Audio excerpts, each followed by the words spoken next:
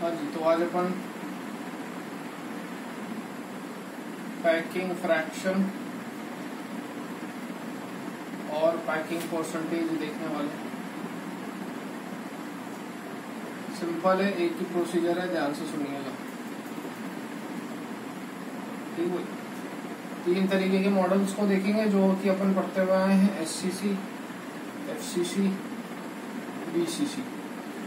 ध्यान से सुनना, एक ही बार में समझ में आ जाएगा। इसमें जो प्रोसीजर करूंगा वही चीजें इसमें रिपीट करूंगा। स्टार्ट करते हैं एससीसी से। एससीसी में बात करें तो एटम का प्रेजेंट होते हैं, होपफुली अब तक अगर पढ़े होंगे तो याद हो गया हो।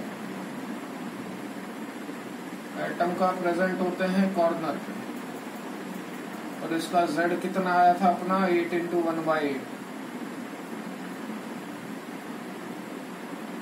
यानी कि 1। उम्मीद करता हूँ ये निकालना आता होगा। ठीक है, पैकिंग फ्रैक्शन क्या होता है? Volume occupied by marble upon total volume.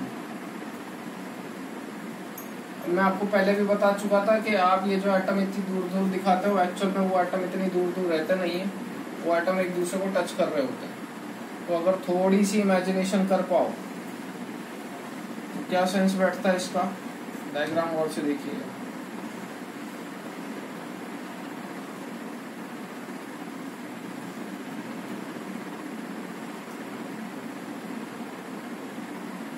ये एक एटम है, ये दूसरा एटम है, ये एक दूसरे को टच कर रहे हैं, ये दोनों टच कर रहे हैं। यहाँ पे भी एक कॉर्नर में एटम प्रेजेंट होगा, वो भी इसको टच कर रहा होगा। उस साइड कॉर्नर में एक एटम प्रेजेंट होगा तो वो भी इसको टच कर रहा होगा। उधर इधर वाले कॉर्नर में एटम प्रेजेंट होगा तो वो भी इसको टच कर रहा होगा।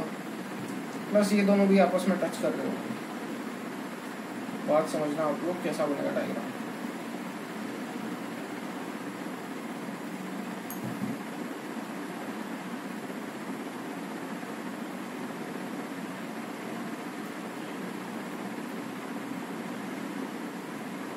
ये दोनों एटम एक दूसरे को आपस में टच कर रहे हैं। इसके ऊपर वाला भी इसको टच कर रहा होगा, और ये चारों कुल मिला के आपको इस तरीके से दिखेंगे। चारों कुल मिला के आपको इस तरीके से दिखेंगे। तो ये वाला तो बाहर निकला हुआ है इधर। इस क्यूब के अंदर कितनी साइट आ रही है जो टच हो रही है? सिर्फ ये मार्कर मेरे पास एक ही है, तो आपको इसी से काम चलाना पड़ेगा, एडजस्ट करना पड़ेगा। ठीक है, अपने को कौन सी साइड दिखेगी? ये वाली, ये वाली, ये वाली।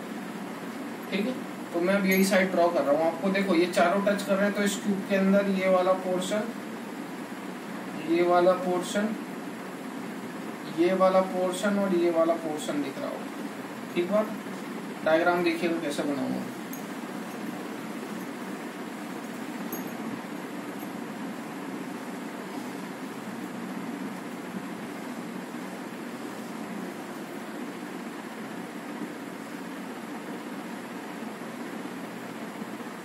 उस बगल वाले का सिर्फ इतना पार्ट इस वाले एरिया के अंदर आ रहा हो, उसका इतना, इसका इतना, इसका इतना। शेडेड कर देता हूँ इसको।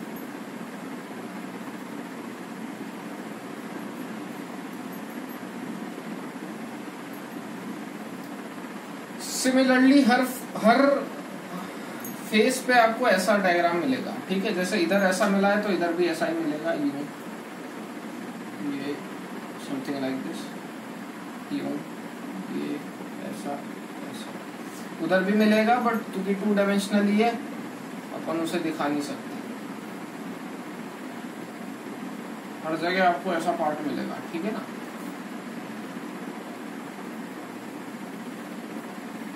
तो एससीसी के अंदर जो डायग्राम होता है वो कुछ इस तरीके का बनता है। पैकिंग फ्रैक्शन क्या होता है? It is volume occupied by the marble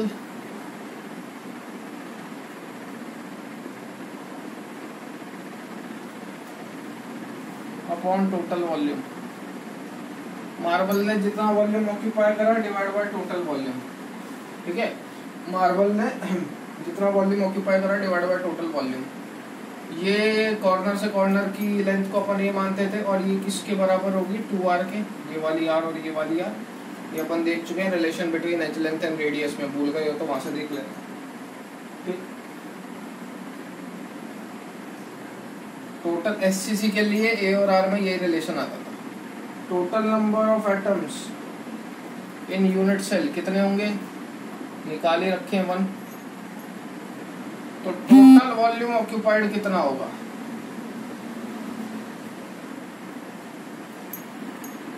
one है, मतलब ओवरऑल एक एटम है, तो इट इज 4/3 πr3।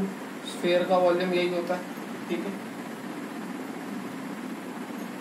तो ये तो आ गया टोटल वॉल्यूम ऑक्यूपाइड। क्यूब ने कितना वॉल्यूम ऑक्यूपाइड कर रखा है, तो भैया ये कितना है, ये ओवरऑल एक स्फीयर ही तो है, चारों को कंबाइन कर दोगे, चारों को कंबाइन कर दोगे तो ओवरऑल एक स्फीयर ही तो है। तो टोटल वॉल्यूम ऑक्यूपाइड कितना हो गया, 4/3 πr, मल्टीप्लाई बाय 1 कराई है इसलिए, है ना, करो ना करो वो सेम बात।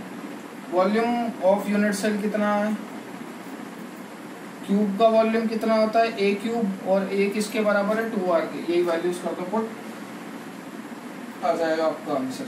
जब मैं वैल्यू पुट करूंगा पैकिंग फ्रैक्शन के अंदर,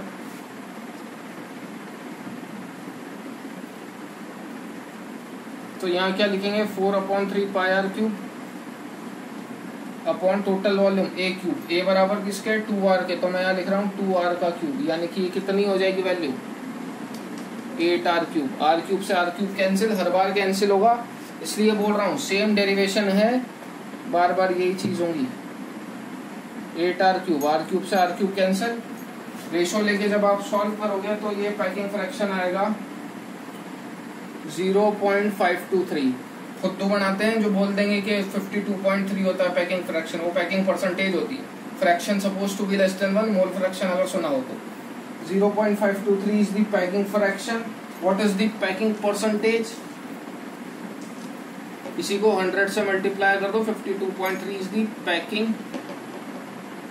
percentage। कोई पूछे वॉइड परसेंट कितनी होगी, तो बेटा वॉइड वो होता है जो जगह खाली बच जाती है। तो पैक कितना हुआ है तो वॉइड कितनी होगी, 100 में से माइनस कर दो, it is 47.7। Void percentage is 47.7। ठीक है, अब सारा तामझाम सेम रहेगा, ये नोट डाउन कर लेना फटाफट। सारा तामझाम सेम रहेगा, मैं एफसीसी के लिए निकाल के बता देता हूँ। क्यूब का डायग्राम अब छोड़ो, सीधा सीधा शॉर्टकट समझो। एफसीसी के लिए z की वैल्यू कितनी होती है, 8 × 1/8 + 6 × 1/2, 4। तो यहाँ 4/3 πr³ × 1 करा था, तो यहाँ पे 4/3 एफसीसी के लिए। जब पैकिंग फ्रैक्शन निकालोगे तो क्या करोगे, 4/3 πr³ × 4 अपॉन एफसीसी के लिए ए और आर में रिलेशन क्या होता था, एफसीसी के लिए ए और आर में रिलेशन क्या होता था, इट इज ए बराबर 2√2r। पलट के देख लेना, तो नीचे ए क्यूब आता है, उस ए क्यूब की जगह मैं क्या पुट करूंगा, 2√2r, 2√2r का क्यूब। इसको सॉल्व करोगे तो देखो r³ से r³ फिर कैंसिल, इट इज 4/3 πr³ × 4 2√2 का क्यूब × r³। r³ से r³ कैंसिल हो जाएगा, दोनों का रेशो निकालिए, पैकिंग फ्रैक्शन आएगा, उसको 100 से मल्टीप्लाई कर दो, पैकिंग परसेंटेज आ जाएगा। ठीक है, कितना आएगा ये अप्रोक्सीमेटली, इसको जब सॉल्व करोगे करके देख लेना, 0.74 आता है। एफसीसी सबसे ज्यादा पैकिंग फ्रैक्शन ऑक्यूपाई करता है। पैकिंग परसेंटेज कितना हो गया, पैकिंग परसेंटेज कितना हो गया, 74%। वॉइड परसेंटेज कितना हो गया, 26%। ठीक है, पहले ही बोला था प्रोसीजर सेम। अब कर कुछ नहीं रहा मैं, पहले z निकाल रहा हूँ, 4/3 πr³ को z से मल्टीप्लाई कर रहा हूँ, नीचे ए क्यूब है, ए और आर में रिलेशन पुट करो, यहाँ पुट करो, आंसर सेम। बीसीसी में z कितना हो जाता है, 2। तो यहाँ पे मैं 2 पुट कर दूंगा। बीसीसी में और आर में रिलेशन क्या होता है, इट इज √3 बराबर 4r, तो a बराबर 4r/√3, उसको यहाँ पुट कर दूंगा।